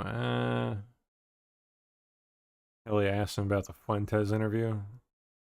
Okay, let's see. That idea is not only being challenged. I think it's just a shorter version of the one we already saw. Go on.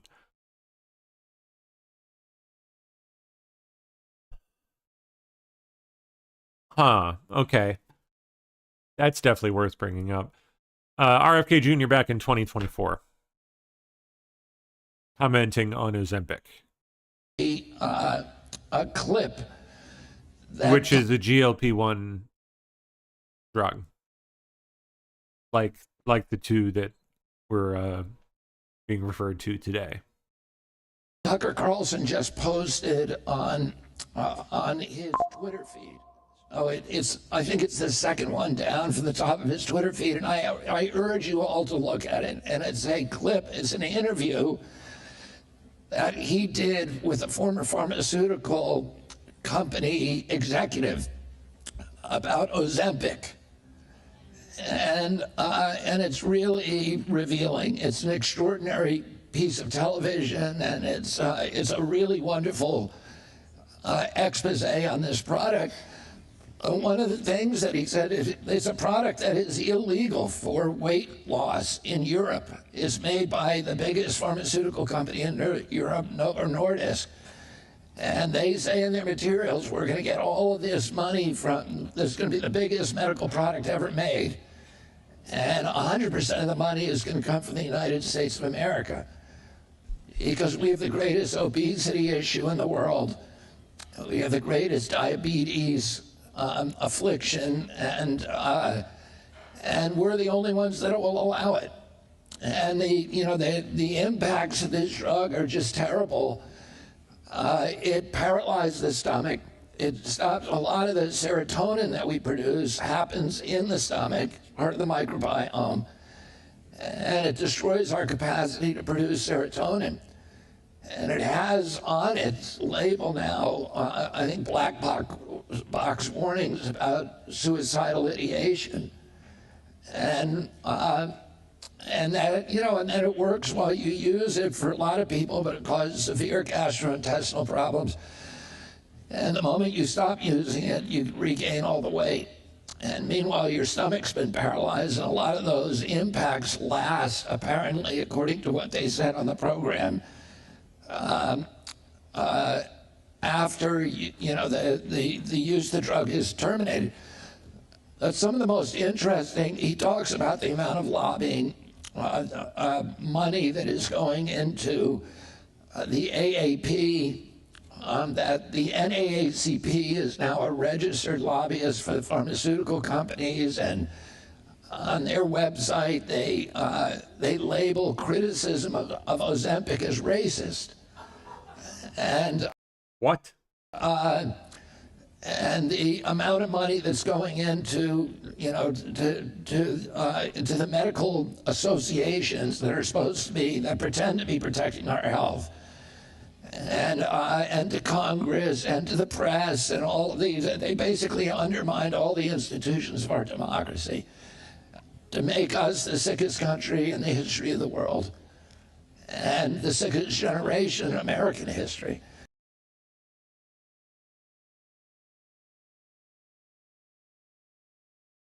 Okay. So, how does that jive with what he said today? Oh, that was back when? I can't say exactly when, but sometime in 2024. And then today, RFK Jr.'s full statement today. Let's see. Go do it, Bobby. Thank you, Mr. President. I want to start by thanking you, Mr. President, for declaring war on chronic disease in this country. This is something no American president has ever done. If we want to solve the chronic disease crisis, we have to tackle obesity. Obesity is the #1 driver of chronic disease. 50% of our adult population are obese or overweight, and it drives about 50% of healthcare costs in this country. Diabetes, cardiac diseases, we are going to see a decline because of this historic agreement. we're going to see a decline in costs, but also, more importantly, in the afflictions themselves. There are, President Trump is the friend of the forgotten American.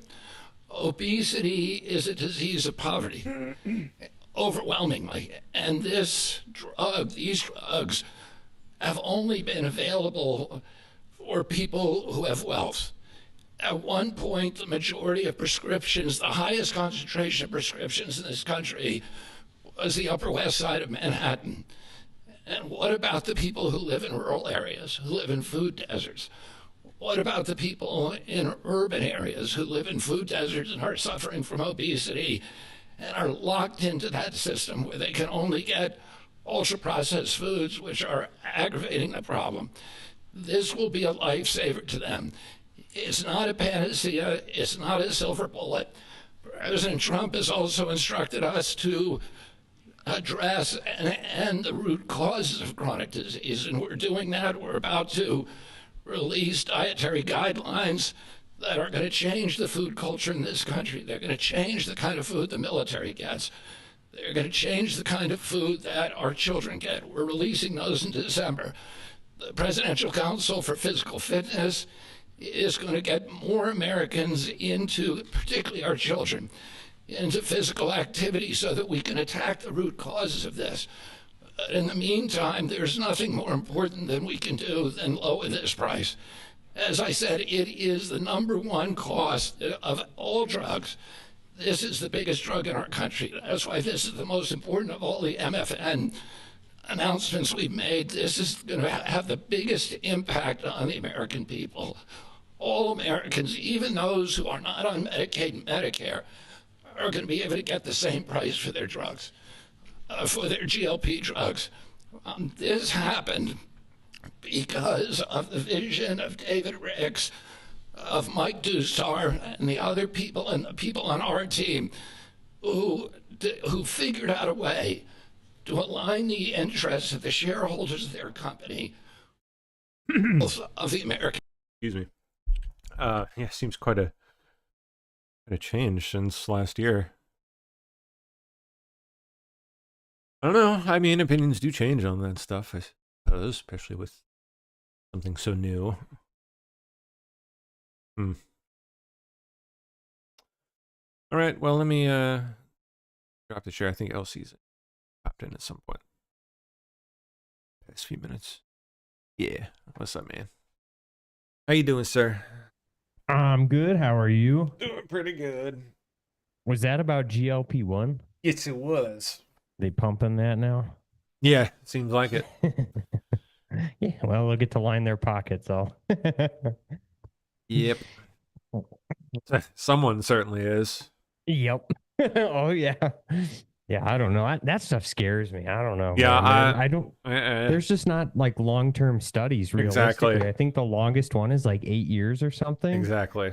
It's just. Yeah, I'm highly wary of that. Yeah, and those things almost never come without some serious consequences. That's just not how the world works. We don't get to have stuff like that without nasty consequences. Wait, you mean we can't have our cake and eat it too? Yeah, exactly. Exactly. Otherwise lettuce would taste good. It's I don't know, but yeah. What do you do? I want to see studies on vaccines. That's what I'm really hoping for. Especially as I'm sure you get this too, as a parent now. It's like, I want to really know. I want to know the actual facts about these things. I want, yes, I've read a bunch of stuff on the internet and I've seen a bunch of speculation and all sorts of stuff.